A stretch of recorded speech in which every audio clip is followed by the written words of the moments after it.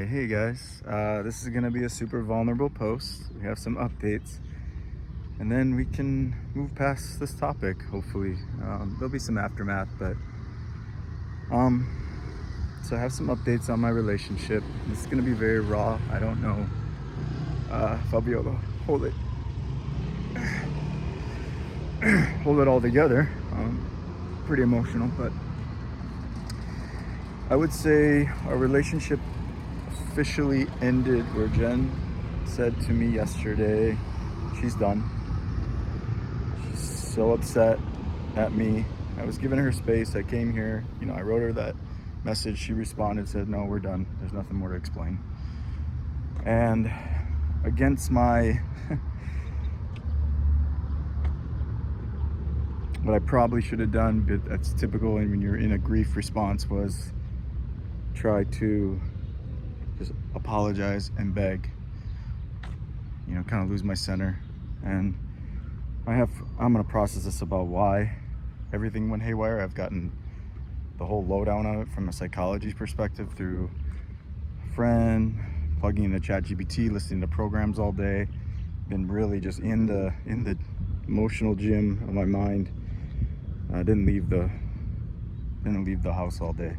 Been up early, just processing, asking questions, getting answers, buying programs. Last night I bought like two programs early this morning, just about relationships and how to get your ex back, stuff like that when you're losing, what reframes it going. And a lot of the stuff I'm learning in these programs are the same things that I've told you guys, and I'm being reminded of it. But anyways, just let's kind of get back on topic. So I pleaded with Jen. I said, please, can we fix this? I'm so sorry. I'll do anything to try to fix this. I don't want to break up with you. I still love you. I'll try to fix it with your friends. Now, granted, I feel like, yes, I'm owed an apology.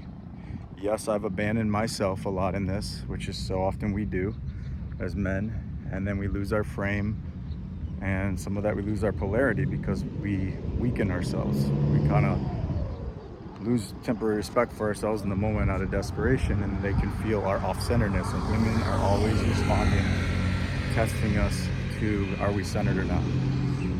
And in that moment of grief, I'm like literally on the street, tears in my eyes, waiting for my taxi for like 20-30 minutes, and just sitting there just pleading with her, green message after green message after green message, like.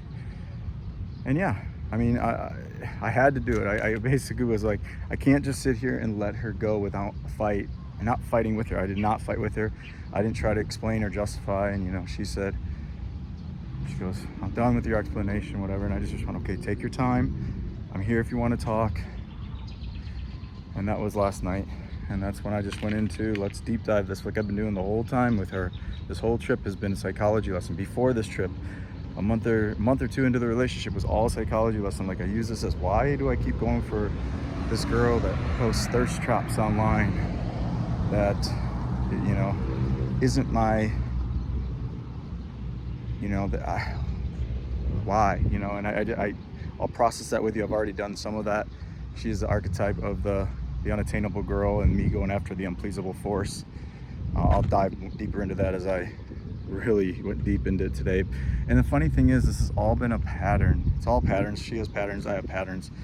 The fact we even made it this long is telling that I did something right, but it was inevitable to fail based on she's avoidant patterns, anxious or avoidant attachment, self-preservation. It's from very hurt background, very easy to move on to other guys, shallow relationships, stuff like that. A lot of hurt, a lot of abandonment. Me, anxious attachment, and those just are chemical. A recipe for disaster. And then you put us in a vacation mode where we're in the same room 24/7, basically out of the comfort zone, basically radiating off each other. And I thought I had it down. I thought I had the roadmap, but I didn't have the full roadmap. And of course I had my limits. of I want respect, I want relationship, and I realize every time with an avoidant, with that, they want their autonomy, they want their independence. So the more that you are intimate, the more that you are getting attached into a relationship role, the more they fight for their independence, which triggers the hell out of an anxious attachment. I'm not avoiding an anxious attachment. I'm opposite of that. So Jen and I are kind of opposites in that, and that's why we trigger each other, because if I get close to her, then I want that attachment, but then that triggers her to run, especially if you're intimate, then she runs away. That's what I learned a little bit more today when I processed it. With these programs, with ChatGPT, counseling, all that stuff. I've been in the mental gym, like I said. All that to say is, this is a purging for me, so thank you for listening. It's very raw. Anyways, so yeah, but all that to say is, then going on vacation and adding all that to it, like no wonder we had so much conflict, And what I learned about Jen is she'll probably continue to have very shallow relationships. I hope not. I hope she gets healing. I'm begging God right now. And by the way, today's her birthday, and we're not together. That's the only reason I'm here in Davao. The only reason I'm in the Philippines is to celebrate with Jen, to get to know her better, her daughter, especially to spend her birthday. I gave up my Christmas back home with my family to be with her, and I'm all alone. But don't feel bad for me. God gave me a Christmas gift early with this lesson. It hurts like hell, like I said, but I got on my face literally on the ground earlier today in my Airbnb, and I just said, God, thank you so much for this Christmas gift. And the timing of it, when I was pouring my heart out to God for Jen, for understanding our cycles, why we didn't make it, where I went wrong, what I did right. I did a lot of things right, guys, but it was literally a sinking ship that was, you can only abandon yourself so long, and then not having the full roadmap, you're still going to make mistakes along the way, and eventually it's just inevitable, because you have to have two healthy parties. She's a wonderful woman. We're just in different stages of our growth patterns. I think that's pretty obvious to see. And I just got on my knees and just begged, say, God, thank you so much. And as I'm pleading for him to heal her and help her, and don't let this go to waste if we're really broke up. Because then today she doubled down again and said, I sent her birthday messages. I try to follow the program steps of how I should treat her now, where she's in her avoidant place and she's vacillating, isolating, all that stuff, looking at me like the public enemy number one, stacking up a case against me so it's easier for her to walk away. I can see the psychology of what she's doing. So all that to say is, as I'm writing that message and talk about, God sending all this at the right time after my hypnosis, which involved understanding Jen literally being the woman that, if you remember my hypnosis, I had like something lodged in my chest and my scrotum, basically, that was controlling me, and that's people's approval, especially the unattainable girl. Jen was the unattainable girl that I tried to please. I tend to try to go after the unpleasable force, the hard to get in the room. It activates my, I gotta go win him. So then I can get an attaboy, feel better about myself, but then, it continues to get rejected. So Jen represented all that was for me in the physical form, and God allowed that to happen, and I'm seeing it in 3 months with her. It's God literally knew what he was doing. He's placed her in my life. He allowed her to be in my life. I don't know if he necessarily placed her, but he allowed her to be in my life to grow me, to teach me. And I'm coming out this a better, more centered, strong man. And I'm going to walk through a lot of the principles I'm learning with you guys in the future videos as I wrap a bow on this. Now, I'm still holding out hope, as I'm still here in Davao for a few days. I'm asking God, when do you want me to leave? I just got news today that I'm losing my part-time job because I can't be there to work, so they're going to let me go, and I'm kind of at peace with it. I'm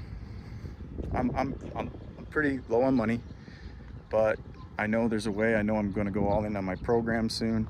I know I'm going back to Tampa, and I just have a peace that God's about to advance me to a new stage, especially on what I'm seeing, like the hypnosis thing that went in line with having Jen, and then experiencing this heartache. And it's all lining up, and it's been hard, But there's relief in it because I'm like, oh my goodness, the next step is I feel like advancement into a new stage. And he had to burn off the old, let the relationship go, let me learn my lesson, let me actually feel it so it goes deep into my paradigm and my subconscious. You got to feel it into your subconscious, you know, and just really go into diving really into it. And that's what's happened. So this is where I'm at. I left it with Jen. She, you know, is still accusing me of hurting her and her friends, which her feelings are her feelings, and I'm gonna honor those. But I have a, you know, I have a different story in my mind of what happened, but that's okay. I don't need to fight it. I'm not gonna fight it. I'm just gonna validate and take the high road and take the road that I'm learning in these programs, which is, again, it's just be centered, be grounded. Don't try to explain, don't try to over justify. The best chance you have when they're running away is for you to be stable, you to be steady. Don't chase. Give them a safe place. If they do decide to come back and talk, they can land. But the more you push for it, the more you try to explain it, the more us men try to verbally explain it. You can't explain it.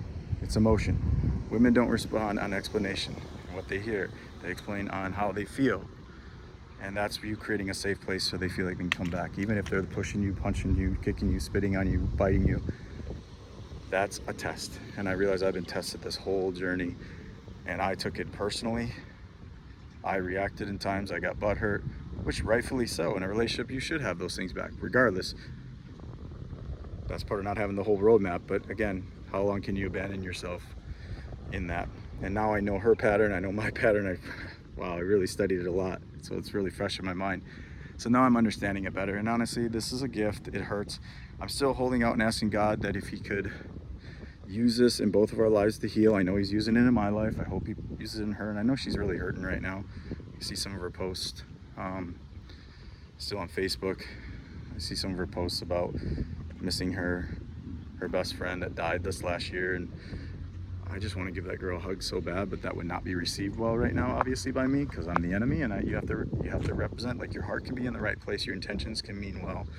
But if it's in the wrong timing, when they're in a certain pattern of their grief, of their processing of their emotions, it will not be received right, no matter what your intentions are. And so the best thing I can do is sit back and wait. I've said my piece, and if she never responds to me again, then that's that. I have to honor it. As bad as I want to reach out for her birthday and take her out, and Christmas is tomorrow, and it's going to be a lonely Christmas, but God gave me my gift, like I said. And yeah, as bad as I want to fix this and repair it, I can't. That's my anxious attachment coming out. I cannot fix this, and I'm leaving it in God's hands. And I ask God for the outcome. Can you please heal Jen in this? Help her. And if there's any way before I leave the Philippines, can you somewhat restore us? I'm not saying we have to be back together.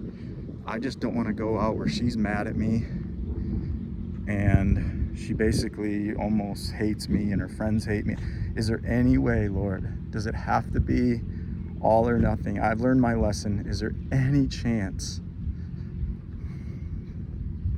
And when I say I learned my lesson, I didn't say I did everything's my fault. I have a few things, but I think for the majority it's just the dynamic of who I'm with. So I'm accepting how they feel and how they feel and how what actually played out are different things, and that's okay. That's logic, and I can rest my laurels on that. But I'm asking God, is there any way that you can heal this to where even if we did get back together, it's from a peaceful place, or at least let me give her a hug and reassure her. Let there be some form of bond, even if it's a friendship, something where we can embrace. And it doesn't have to hurt so bad. It can be like relief for both of us. She's so mad at me. And I just want to fix it. But I have to go back and focus on being recentered and giving control over to God. God is going to do something, guys. I have a feeling, and I'm begging him. I said, please, if there any way, can we make this so it doesn't have to be like this, the way we end it, the way it is now? Can there be some form of restoration? And so that's what I'm praying for. That's where I'm at. So thanks for listening, guys. This is a raw one, but this is where I'm at. So Christmas is here tomorrow. I know we're in May there, but that's all right.